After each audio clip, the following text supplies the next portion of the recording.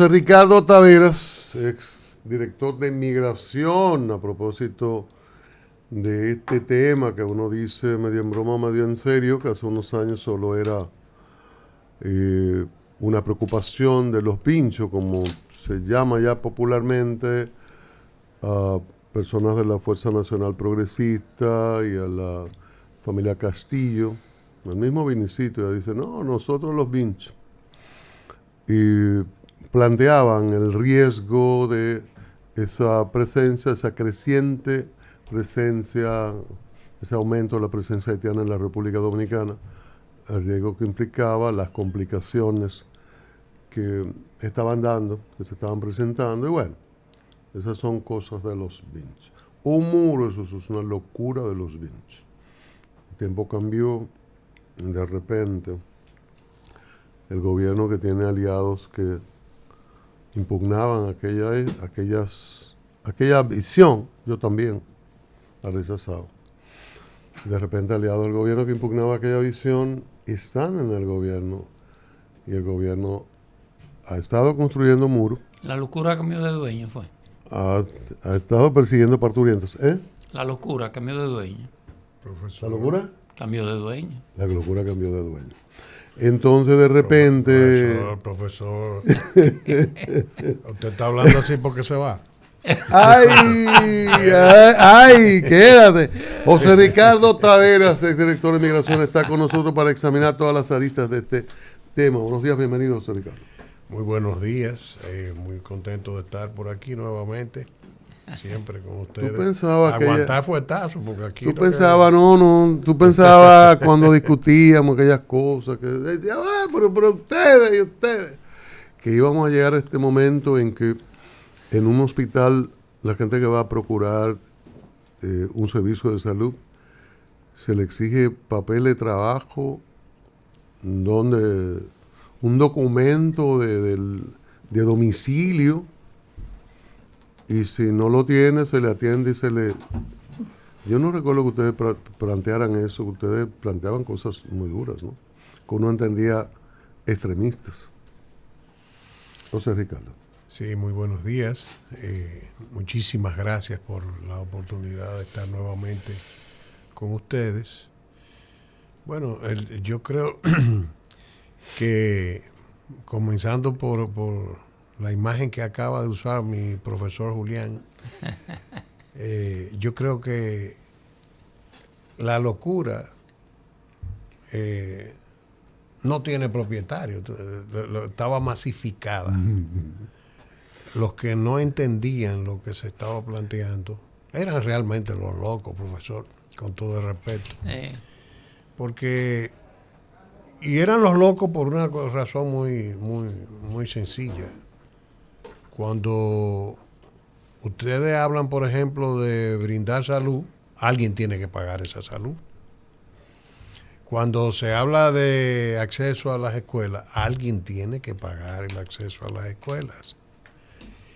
Y ninguna sociedad puede articularse y desarrollarse sobre la base de un asistencialismo internacional que no está en capacidad de pagar. Entonces, es una cuestión de ver la sociedad en términos estructurales y ver los riesgos que corre una sociedad.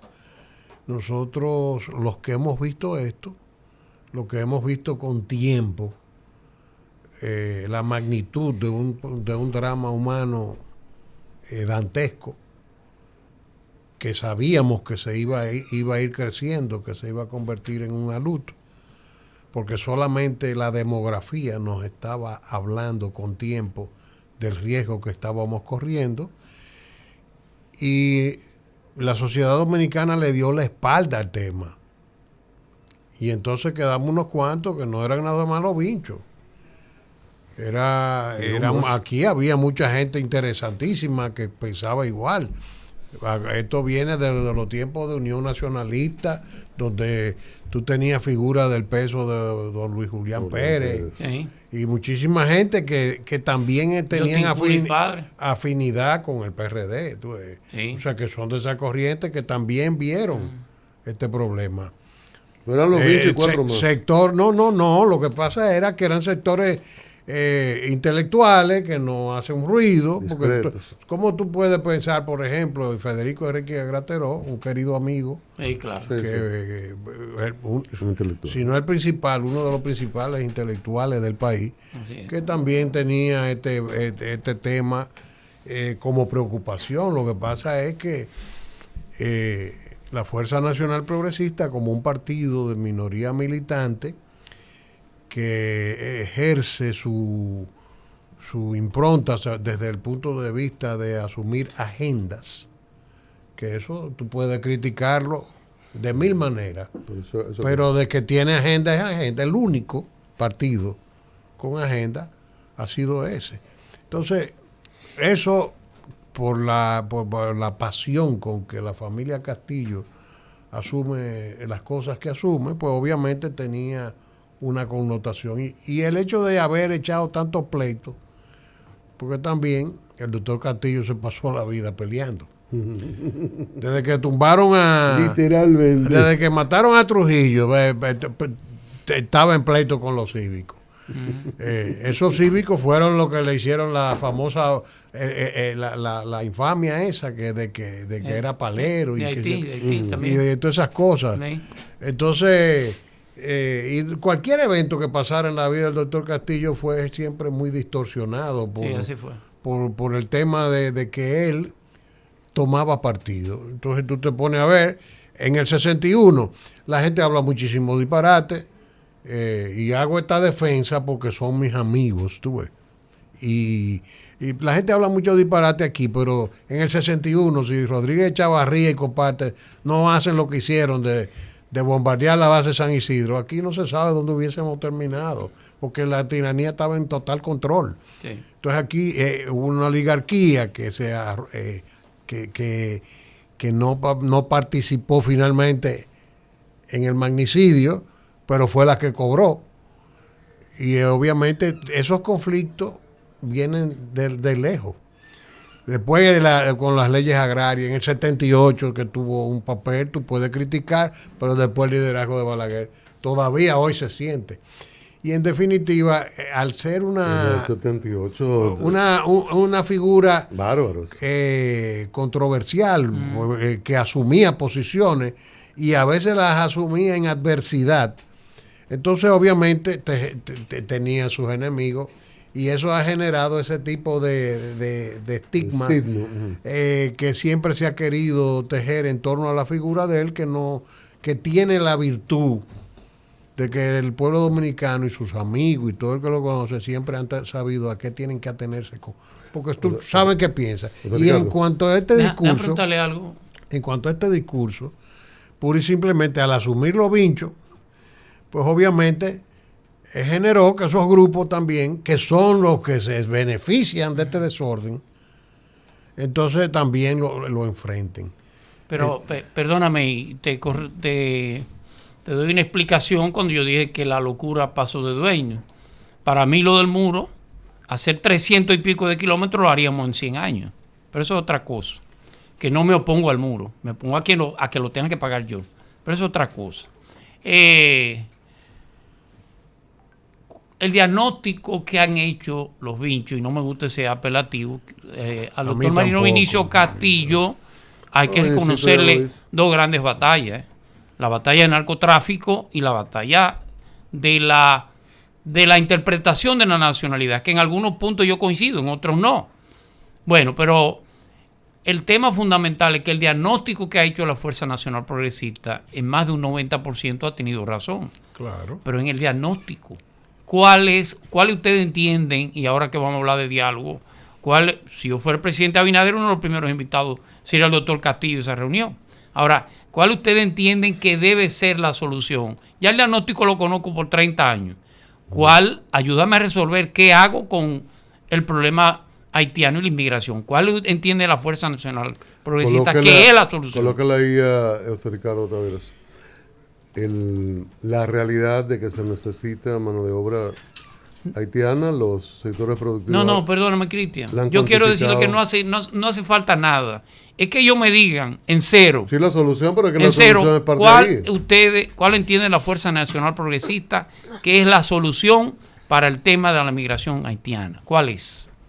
Conectado con la realidad económica nacional.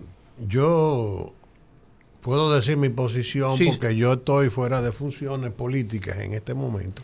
No, pero no pero coincide con la de la Fuerza Nacional Progresista plenamente.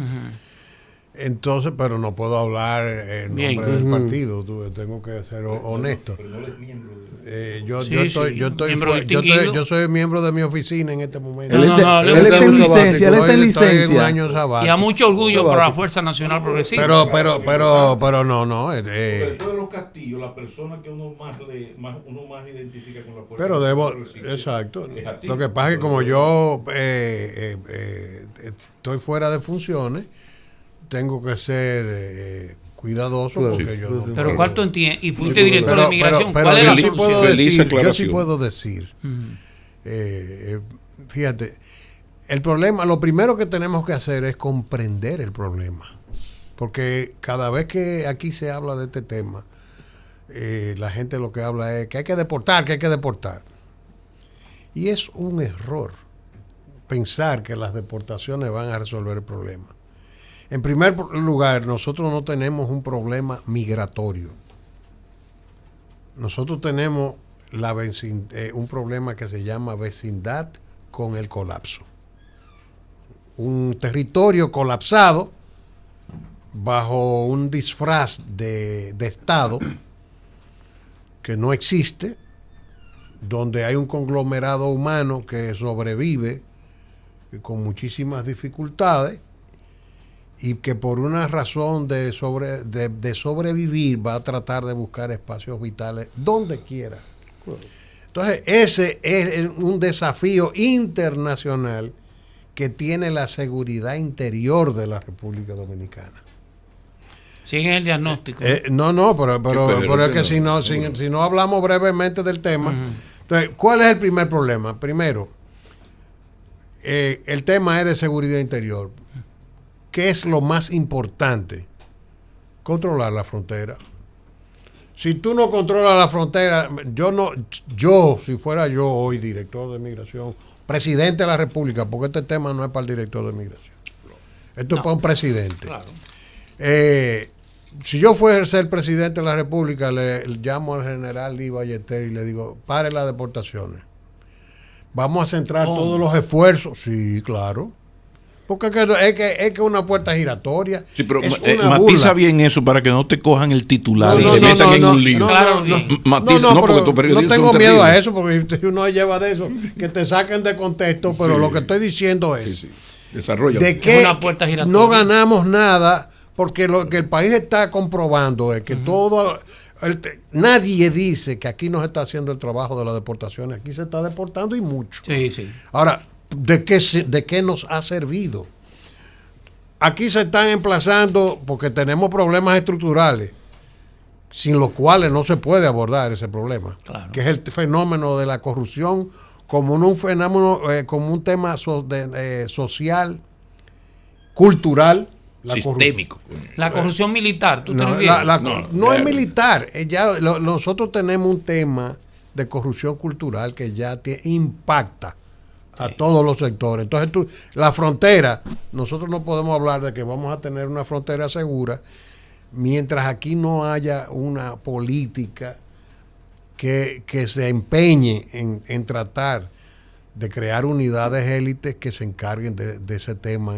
Una vez tú tengas la frontera segura, por un lado, por el otro, ¿qué es migración? Migración a que vaya haciendo su papel como guardiana de la frontera jurídica. Entonces, ¿por qué migración va a los centros de trabajo, por ejemplo, y ejerce su facultad de poner multas? Y migración va a lograr. Multa? Sí. ¿Y fueron a los tribunales?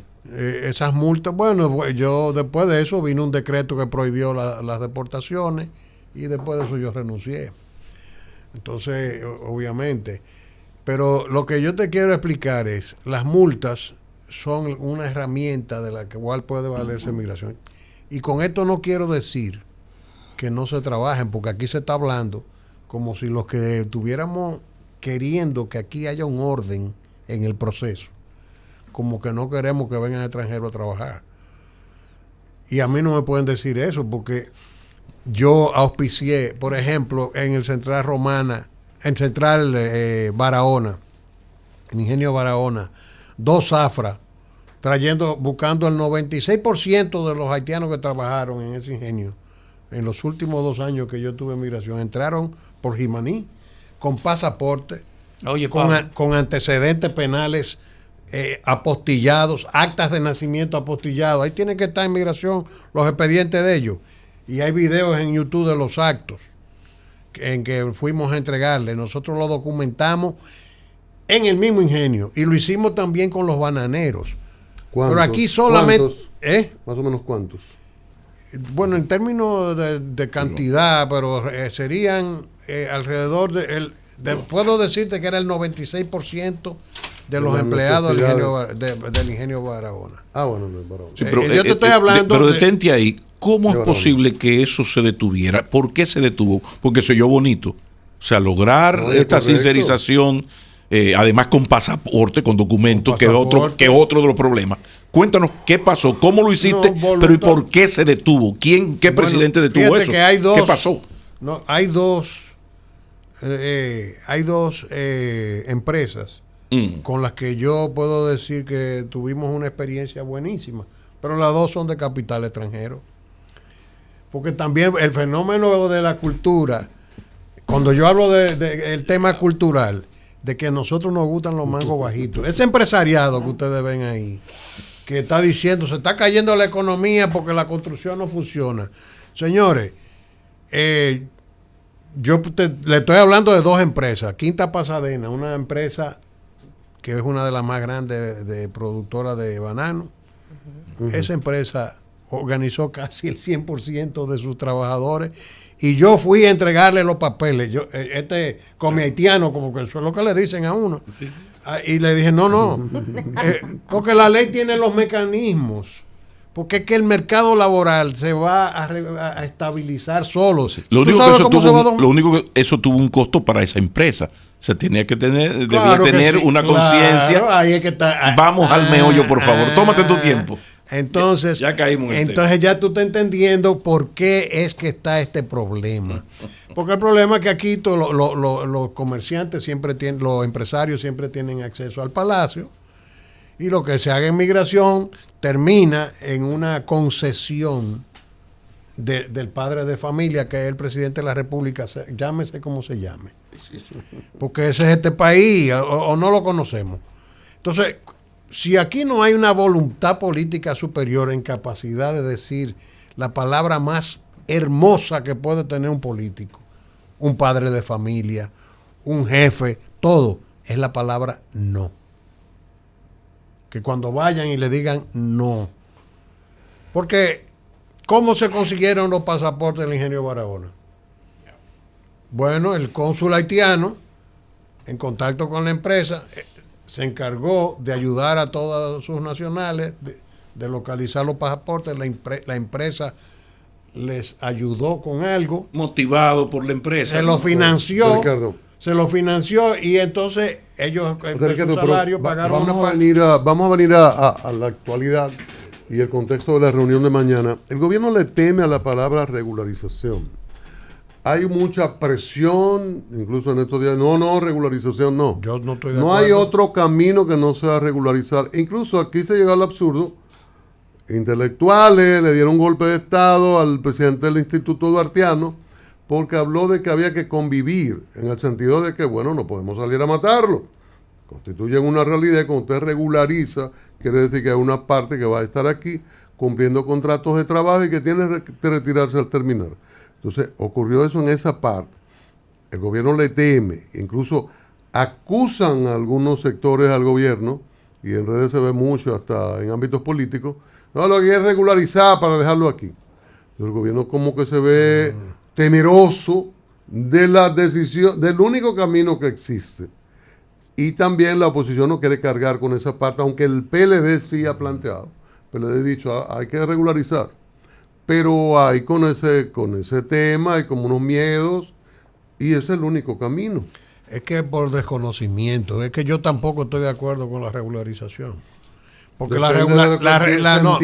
aquí se hizo de contratación, aquí se hizo un plan de regularización y ya aquí no hay necesidad de hacer nada. Fracasó porque hubo una concepción errónea, porque es lo que te digo. Pero entonces van a estar aquí de manera desorganizada. No necesariamente. Pero es que lo que te estoy explicando, la ley dice qué es lo que hay que hacer. Porque yo digo, la ley dice claramente que la ley dominicana está programada, como todas las leyes de migración, para que tienen países que necesitan mano de obra extranjera, para organizar un proceso de migración circular. Entonces tú tienes, ¿qué tú haces? Bueno, tú quieres trabajadores, yo te apruebo tus trabajadores, porque yo lo hice eso. Tú vienes, lo traes con su pasaporte, con su visa de trabajo, y previamente ya eso ha conllevado la construcción de un expediente.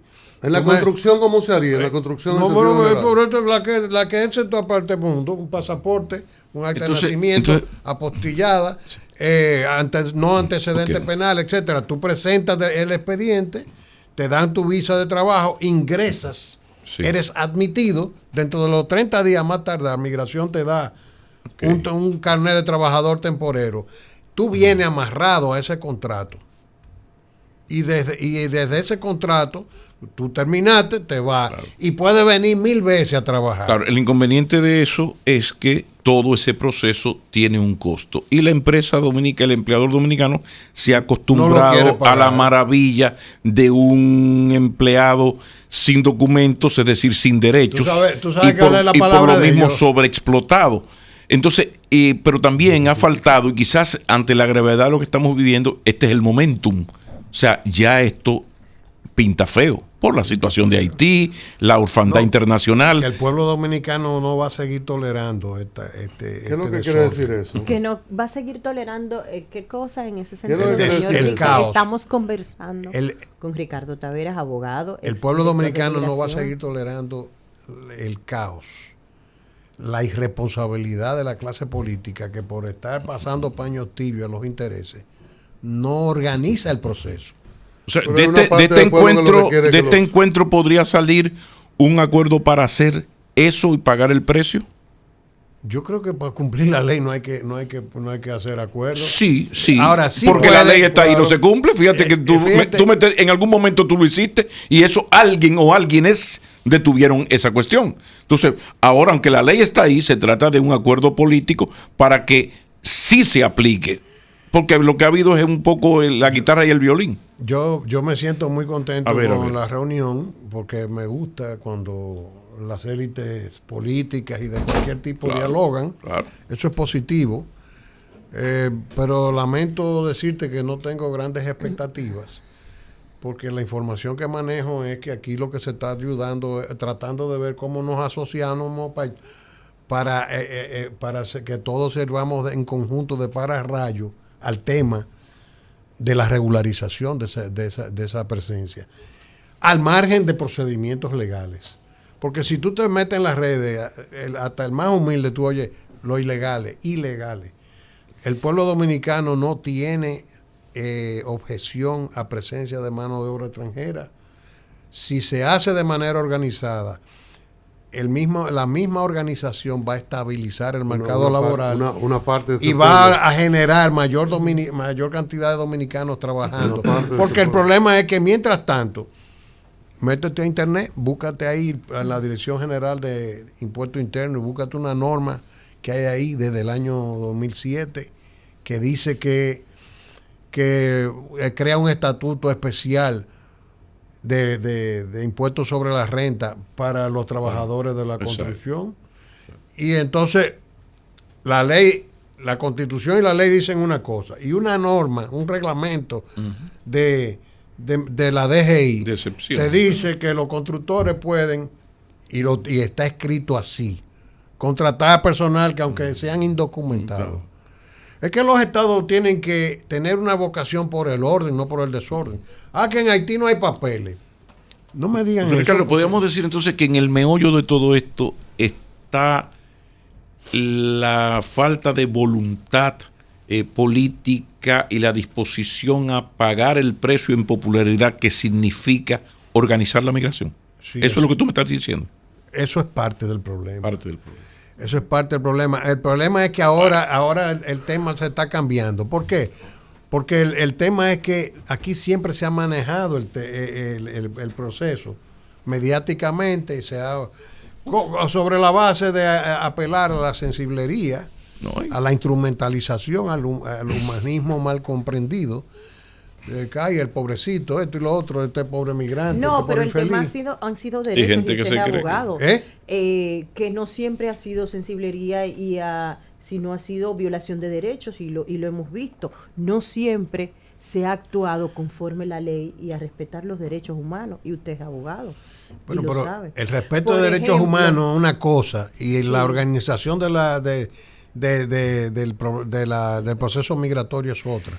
Ahora, en cualquier esfera, respetando los derechos. Se supone que pueden convivir porque es una ley. El proceso migratorio respetando derechos. Pero es que ninguna esfera de la sociedad, de una sociedad organizada, puede hacer ningún tipo de proceso que viole derechos humanos, de la naturaleza que sean. Por ejemplo, ¿para qué viene el tema?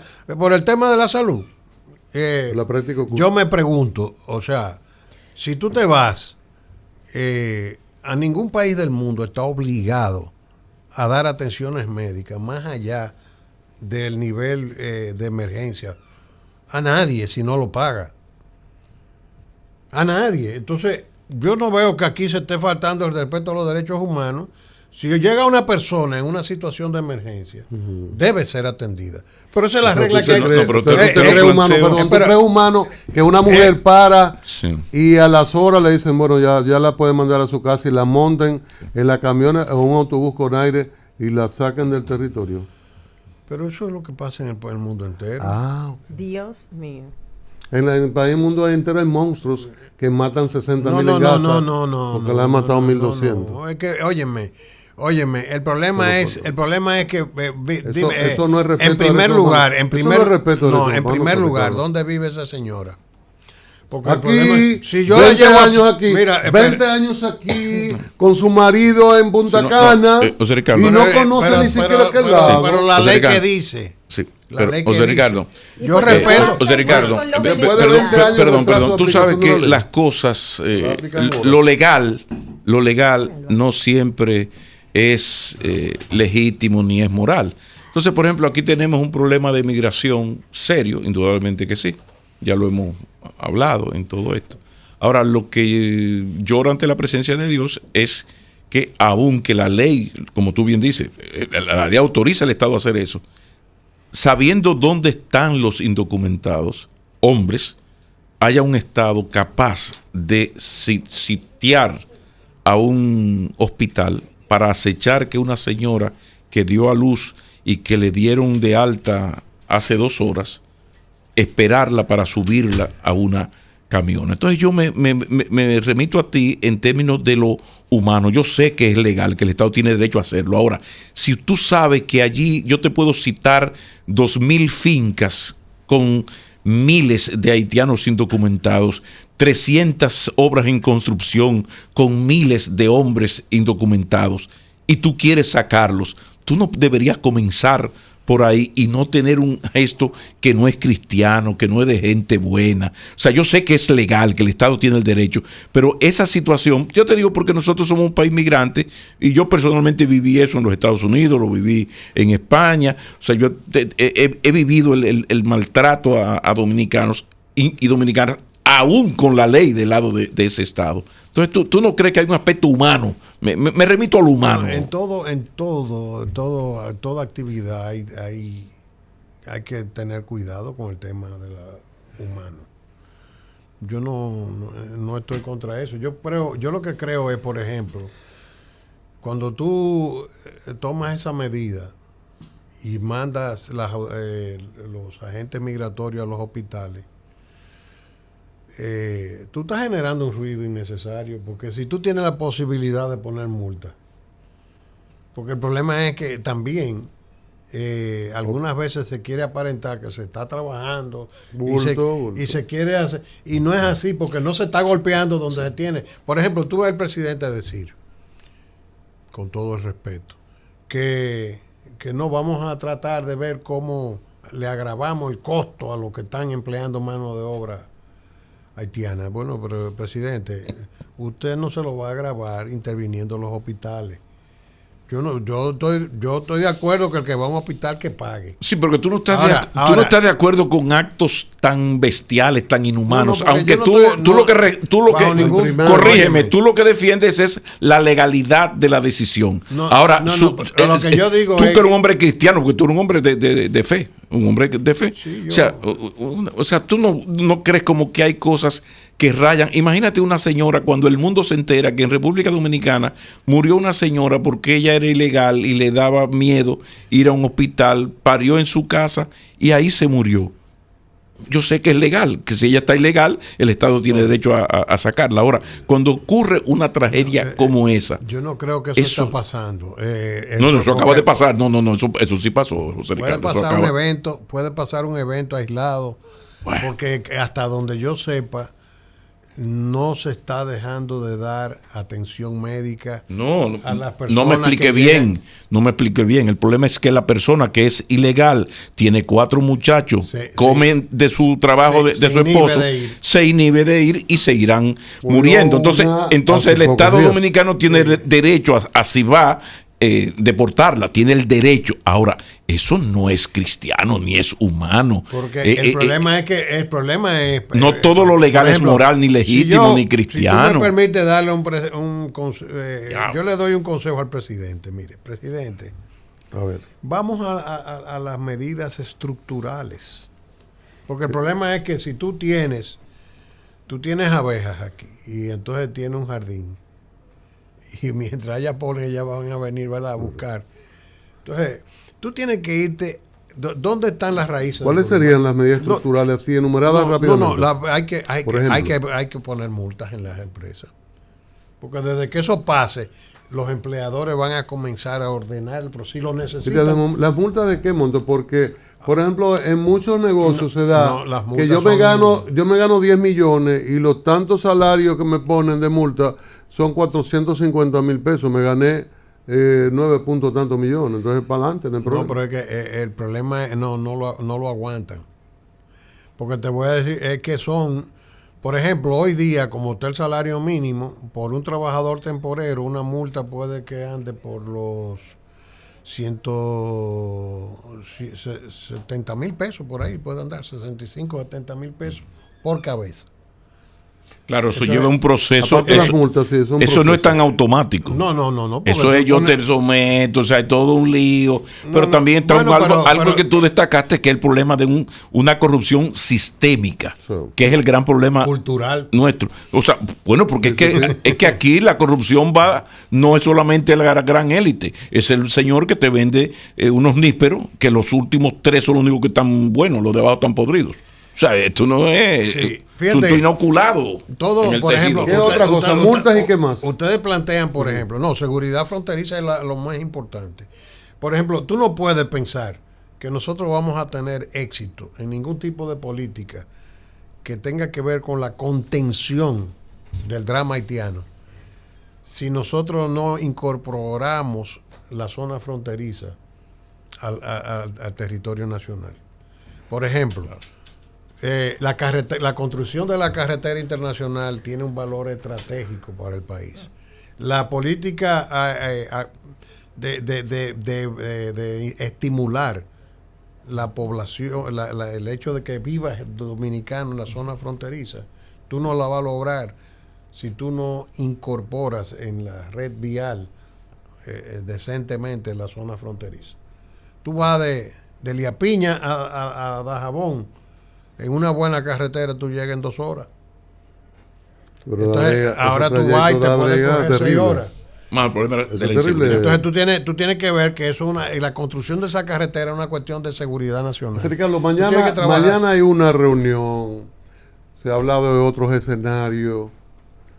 ¿Tú entiendes que ese es el camino adecuado? Las reuniones, esta primera de información, otras bilaterales, e ir al CES, Consejo Económico y Social, con toda la representación que haya a discutir soluciones a este tema. Conforme yo vi una declaración del presidente en la semanal, es una reunión informativa. La de mañana, sí, pero va a continuar. Es informativa, no se va a tomar ningún tipo de decisión respecto a políticas. Él va a compartir, creo que es una buena práctica que los presidentes conversen con los expresidentes. Un briefing de la situación. Exacto. Café Santo Domingo, habrá Café Santo Domingo, ya eso está. Van a tomar, tomarán su cafecito, pero Santo obviamente yo lo que digo es, nosotros tenemos un problema, porque si ustedes lo ven, por ejemplo, desde el punto de vista individual, obviamente vamos a tener drama humano, vamos a tener problemas de sensibilización de derechos humanos. Ahora, en términos estructurales, el Estado Dominicano tiene que reaccionar. Porque, por ejemplo, ¿qué es lo que está pasando aquí? Nosotros ya tenemos una minoría étnica consolidada. Y el fenómeno es que cuando eso ha ocurrido, en todos los países que ha ocurrido, eso no termina bien. Termina siempre en un conflicto social y se va a ensangrentar. Bueno, si no hay una política social de integración, porque yo no creo que los uruguayos sean un problema para Argentina. Aquí lo que hay una minoría, aquí cada día vamos a ser más mulaticos porque lo hemos decidido nosotros. Sí, pero el tema está. Pero que el tema está te está acercando a tu antiguo partido que habla de que con esto lo que se está dando es una fusión lenta y que en un momento ellos van a ser la mayoría y entonces van a ganar las elecciones y van a poner un presidente haitiano. O sea, esa fábula terrible de que se está acabando. O sea, ese no eres tú. Ese no eres tú. Ese no eres tú. Que te puedo sorprender. No. El problema es que no me visualice el tema desde ese punto de vista, porque pero eres tú lo que lo ha planteado. Lo que pasa es que fuiste tú que lo planteaste, de una minoría que va a ser un peligro. No es que no es un peligro. El problema es que si no hay integración del estudio de los fenómenos sociales de este tipo, uno saca la conclusión de que históricamente no ha ocurrido un proceso de esta naturaleza sin que culmine en un proceso de confrontación. No, si hay política de integración. Cuando y tú tienes minoría. un porcentaje manejable y que de un tipo de migrante que se integra, no hay ningún problema. Ahora, ¿qué es lo que tiene que haber política de integración. ¿Qué es lo que tenemos precisamente nosotros? Por eso hablo de integración. Pero ¿qué tenemos? Bueno, un enclave haitiano por donde quiera que no están integrados. Sin embargo, la pobreza se entiende muy bien. En la línea fronteriza hay comunidades donde ha habido una gran emigración hacia la capital y han entrado los haitianos, que son los que ponen a parir la tierra por allá abajo. Y esa gente vive, el señor dominicano, la esposa es haitiana, el esposo de la haitiana es dominicano, o sea. Aquí lo que pasa es que si tú no me trabajas eso y es dominante el asunto, fíjate, te voy a poner un ejemplo. Oye, lo que se ha logrado, el racismo dominicano ha logrado, que si un haitiano es un psicópata, asesino, genocida y mata 3 dominicanos, eso le da, el dominicano promedio se siente con derecho salir a matar haitianos. ¿Tú lo has visto? No. Si hay un ciudadano de nacionalidad haitiana que cometió una cosa terrible, bueno, que le echen 40, lo que diga la ley. Pero eso no es de los dominicanos, Pablo, con todo el respeto. Sin embargo, aquí eso no es de los dominicanos, eso pasa en todos los procesos. No, en España no salen a matar jóvenes dominicanos porque la banda de los trinitarios dirigida por dominicanos asesina a alguien. Eso no pasa tan a menudo. Eso no pasa todo tan a menudo. Déjame explicarte. Bueno. Hay un tema. Pero yo no quisiera irme por el tema. Estamos hablando de las políticas. Nos quedan 4 minutos. Estamos hablando de las políticas, ¿verdad? Porque de que hay en todas las sociedades hay dramas que involucran personas y cosas que no deben ser y cosas que deben ser. Eso es. Pero estamos hablando de un momento de que vamos a hablar de políticas y que se van a reunir los expresidentes con el presidente Entonces de ahí debe saber un intercambio, una lluvia de ideas, vamos a decir, para que el presidente se nutra con una serie de políticas que tienen que ver con el ordenamiento. Si nosotros no priorizamos el tema de la seguridad fronteriza, que sea no una pantomima, porque a nosotros no nos ha servido de nada que se emplacen 100,000 soldados ahí, como quiera están entrando. Nosotros tenemos que tener una frontera de verdad. Fortalecer la frontera jurídica, que tiene que ver con el tema de que las empresas, porque los empresarios dicen, los haitianos están ahí, yo no lo ando buscando. Y yo digo, no, soy muy bien, pero no lo dejen entrar, mientras esté en la calle es un problema del Estado. Cuando tú lo dejaste entrar a tu empresa es un problema tuyo. Entonces, vamos a organizar eso, porque el problema no es cerrar la puerta a esa migración laboral, es ordenarla. ¿En qué tiempo la podemos ordenar? Ricardo, ahora hay que pagar. ¿En qué tiempo podemos ordenarla a partir de hoy? Por ejemplo, que los bananeros tengan sus 15,000, la construcción sus 87,000, etcétera. Eso va a depender mucho de la agilidad con que los haitianos provean la documentación. Pero la proveen, o sea... Pero los haitianos tienen o no tienen documentación, porque dicen que hay muchos haitianos. El problema es que no lo quieren pagar. Y pero que estoy hablándote de mi experiencia, que las empresas que quisieron hacerlo dotaron de pasaporte y acta de nacimiento apostillada a su personal. O sea, ahora que tú no quieras pagar porque tú lo prefieres ahí en la calle, como dicen ellos, ellos están ahí en la calle, eso no es mi problema, no fui yo que lo dejé entrar al país. O sea, ok, al país tú no lo dejaste entrar, pero a tu empresa sí. O sea, tú lo vas a dejar a tu empresa, ok, vamos a sacarle el pasaporte. En Haití hay pasaporte, ¿quién ha dicho que no?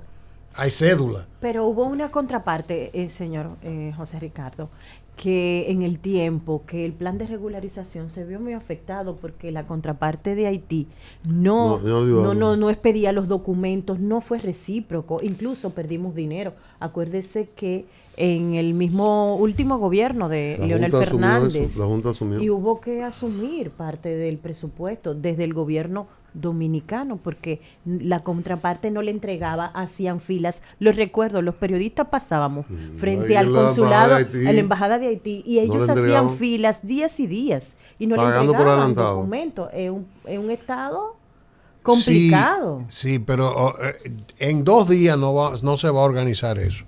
Ahora, tú puedes apostar que el día que el Estado Dominicano diga si no es conforme a la ley, a que comiencen a aparecer los pasaportes. Porque es que yo viví la experiencia. Ahora, tú no puedes pensar que un tema de documentación masiva, ni en un consulado tú lo vas a resolver. Eso fue un error operativo. Yo lo dije, eso va a fracasar. Tú no puedes meter aquí 3 millones de haitianos a que vayan a un consulado a sacar papeles, eso no va a funcionar así. Tiene que haber, yo decía, las unidades operativas tienen que desplazarse a los lugares donde ellos están y comenzar el proceso a través de las empresas. Porque el problema es que tú no ganas nada con poner en un consulado una fila de 200,000 gente cuando el consulado no está en capacidad de emitir los documentos. De eso se hizo un negocio, porque también sí, de eso se hizo un negocio y le cobraban el dinero. Y yo manejé esa situación porque nosotros tuvimos conocimiento de que esa oficina estaba funcionando con una computadora. ¿Cómo tú podías enfrentar ese tema? Al presidente que convoque, además de los expresidentes, a los exdirectores de migración, o al menos algunos de ellos. Gracias, José Ricardo. Hay que aprovechar la experiencia de la gente que estuvo ahí. Sí, los problemas y los pros y los contras. No solo de los vocingleros. José Ricardo Taveras, exdirector de migración, ha estado con nosotros, qué bueno, compartiendo esta serie de inquietudes y su experiencia al frente de la institución por 3 años, ¿verdad? 4 y algo. ¿Y no piensa regresar a la lucha político-partidaria, José Ricardo? Yo vivo en lucha por el país, no, pero político, eso es la cosa, la patria, la cosa, la lucha político-partidaria. El viejo lo llama, quizás, pues. Si en este país... Si el viejo te llama, tú no vas a decir no, pero el viejo es... ¿Ese es tu país? Ven acá, eso es un cariño entrañable. Eso es una relación. Sí, pero no te veo ni en la fuerza, ni en el PRM, lejos del profesor Fernández, ya no tan cerca de Danilo. No te veo, no te estoy viendo. Yo soy abogado de los tribunales de la República. Sí, no, pero hay que hacer el dinerito para la familia. Yo me refiero en tu militancia política. No, si yo veo que en este país vamos a hacer política de verdad y que se va a ver ser efectivo, yo me sumo a cualquier cosa por mi país. Bueno, José Ricardo de las reservas del país. Vamos a ponerle en algún sitio. Déjame hacerte una recomendación antes de irte. Ven, échate para acá, ponte cerca el micrófono. Ajá. Tú eres un hombre que conoce bien la capital. ¿Cómo? Ajá. Y eres un hombre que como abogado utiliza las herramientas legales adecuadas. Van a dar. Y como cuando fuiste director de migración, las herramientas y los equipos adecuados, ¿verdad? Pues un buen trabajo. Sí. Entonces, cuando se trata de construcción, hay que hacer lo mismo, herramientas y equipos adecuados. Y hay que ir al lugar donde están esos equipos, esas herramientas. Eso ahí en la San Martín 183, próximo a la avenida Máximo Gómez. Materiales industriales. La ferretería más completa. Dile que te mandamos del programa diario y te van a dar un descuento. Que no cae mal cuando uno no está empleado así de forma que cobra los 30, ¿no? El abogado gana mucho cuarto, como tú, pero hay que esperar que el caso se dé. Hay que esperar que el doctor Rafael Mirabal, que era un abogado de Santiago, el papá de Rafaelito Mirabal. Del músico. Sí. Y de toda su familia muy bonita. Entonces tú ibas a visitarlo, era un abogado y él decía, doctor, ¿cómo le va? Dice, aquí tratando de convertir papeles en papeletas. No es fácil. Gracias, José Ricardo Taveras. Nosotros continuamos. Conoce las claves del día. Entérate de lo que